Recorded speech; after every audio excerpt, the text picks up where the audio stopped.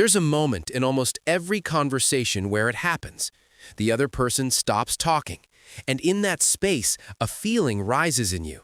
Not just awkwardness, but something sharper, a quiet panic. You scan your memory, trying to find the thing you must have said wrong. You replay your last few sentences, looking for the misstep. Because silence in that moment doesn't feel neutral. It feels like an accusation.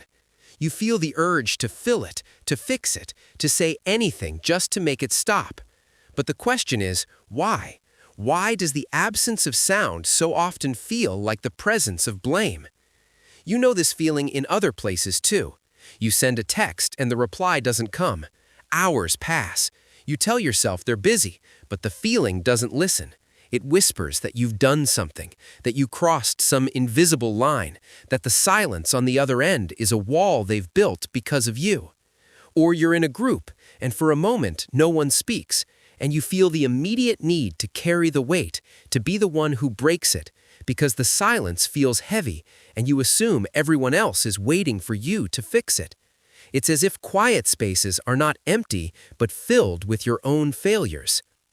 This experience shapes how you move through the world. It makes you over-explain in conversations, leaving no room for pauses, because pauses feel dangerous. It makes you check your phone obsessively, waiting for a signal that you are still okay with people. It makes you the one who always reaches out first, because the alternative, the silence, feels like confirmation that you've been forgotten. It affects your decisions. You stay in jobs or relationships longer than you should, partly because the thought of the silence that would follow your leaving is more terrifying than the discomfort of staying. And your self-talk mirrors this. When things go quiet, you don't ask what's happening in the world. You ask what's wrong with you. You might call yourself anxious or sensitive, and maybe you are, but the pattern itself has a name, or at least a description. It's a form of hypervigilance turned inward, a state where your brain is constantly scanning the environment for social threats, and it has learned that one of the most reliable signals of threat is simply the absence of signal. Silence becomes data, and the data is always about you. But here is the reframe. You are not broken for feeling this. This pattern is not a flaw in your character. It is an adaptation, a strategy your brain learned, likely very early, to keep you safe. If you grew up in an environment where silence truly was dangerous, where a parent's quiet meant anger was coming, where a friend's withdrawal meant rejection was imminent, where the only way to restore safety was to fill the space and appease, then your brain learned a critical rule.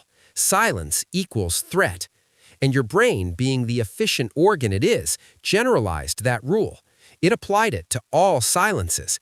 It stopped being able to tell the difference between a silence that means something is wrong and a silence that means nothing at all. Your brain isn't trying to hurt you. It's trying to protect you using an old map that no longer matches the territory. To understand why this feels so real, so physical, you have to look at what's happening inside your skull. There's a network in your brain called the default mode network. It's the part of you that activates when you're not focused on an external task, when you're resting or daydreaming, or when a conversation goes silent and you have nothing to immediately react to. Your default mode network lights up, and its primary job, its favorite hobby, is to think about you. It runs narratives about your past and simulations about your future. It tells stories about who you are and what others think of you. Normally, this is just background noise, but when silence hits and there's no external input to distract you, the volume on that network gets way turned up. Now, here's the crucial piece. Your brain has a negativity bias. It's wired to prioritize potential threats over potential rewards. So when your default mode network is given free rein and it starts scanning your social world for data, it doesn't look for evidence that you're loved, it looks for evidence that you're in danger. And silence is ambiguous. Ambiguity is the fuel for anxiety. Your brain hates a vacuum, so it fills the silence with a story. And because of the negativity bias, the first story it grabs is the worst-case scenario. It's not trying to be mean, it's trying to prepare you for the worst, to keep you safe. But the result is the same. You sit in the quiet, and your brain tells you that you did something wrong. It's a prediction, not a fact, but it feels exactly like a memory. Think of it like this. Your brain is a pattern-matching machine. It has a file labeled silence. Inside that file are all the past experiences you've had with silence. If most of those experiences were negative, times you were ignored, punished, or rejected, then every time a new silence occurs, your brain doesn't check the current situation first. It pulls up the old file. It projects the past onto the present. You're not reacting to the silence in front of you. You're reacting to every silence that ever hurt you. The silence is just the key that unlocks the room where you keep all your old wounds. So how do you begin to step out of this room? How do you teach your brain that not all silence is a sentence? The answer isn't to just think positive thoughts. That's like trying to paint over a moldy wall. You have to change the structure beneath, and that requires a framework that works with your brain, not against it. The first step is to label the story for what it is. When the silence hits and the feeling rises, don't try to push it away. Instead, get curious. Say to yourself, very quietly, I am noticing that I am telling myself a story right now. The story is that I did something wrong. That's it. You don't argue with the story. You don't try to disprove it. You just name it. In psychology, this is a form of cognitive defusion. It's the act of separating yourself from the thought. Instead of the thought being the truth, it becomes just an object you can observe. You are not your thought. You are the one noticing the thought. And in that tiny gap between you and the story, there is a sliver of space, a place where you can breathe. When you do this, you interrupt the default mode network's automatic narrative. You step from being the character in the story to being the reader of it. The second step is to ground yourself in the physical. The feeling that you did something wrong is not just a mental event, it's a physical one. Your heart rate changes, your chest tightens, your stomach clenches. These sensations are real, and they reinforce the belief that the threat is real. So you have to meet the physical with the physical. Place your hand on your stomach or your heart. Feel the weight of your feet on the floor. Listen to the sounds in the room that aren't the silence. The hum of a machine, the wind outside. This is called grounding. It works because it shifts your brain's attention from the internal threat narrative to the external, neutral environment.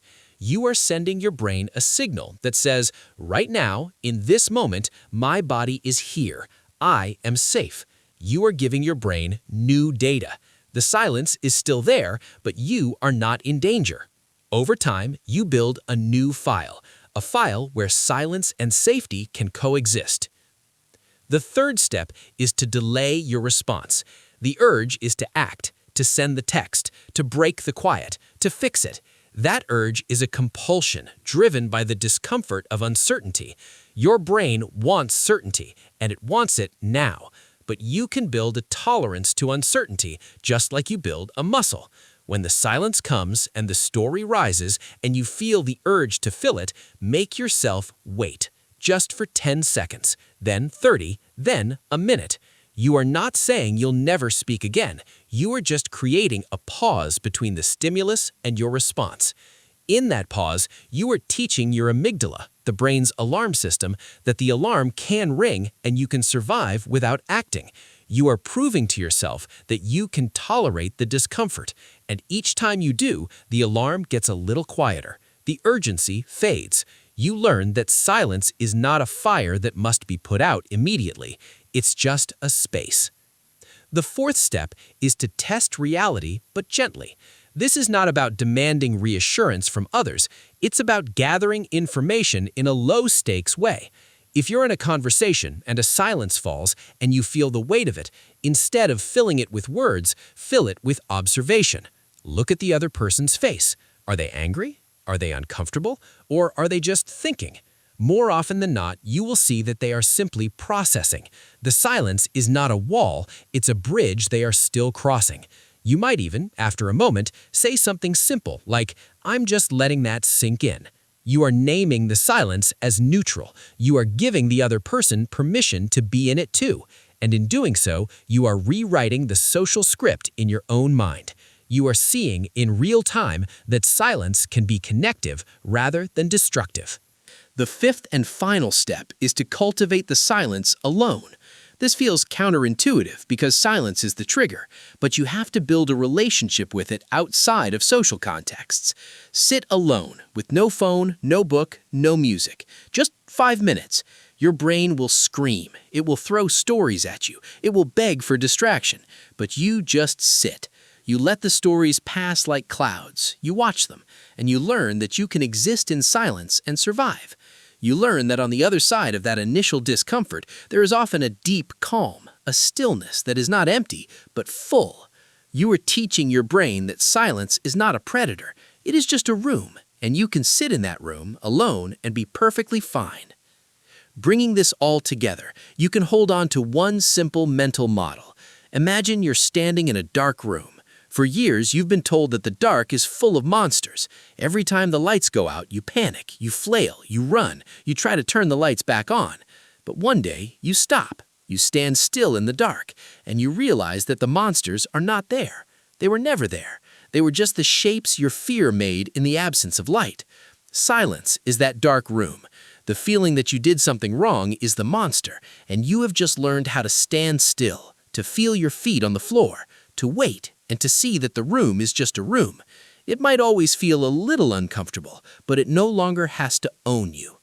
So the next time the conversation goes quiet or the text doesn't come and you feel that old familiar guilt rise up, remember this. You are not in trouble. The silence is not a verdict. It's just air. It's just time. It's just the space between one thing and the next, and you are allowed to be in that space without an explanation, without an apology, without a story. You are allowed to just be. And in that quiet, when you finally stop filling it, you might hear something you've been missing. Not blame, not failure, just the sound of your own breath, steady, present, enough.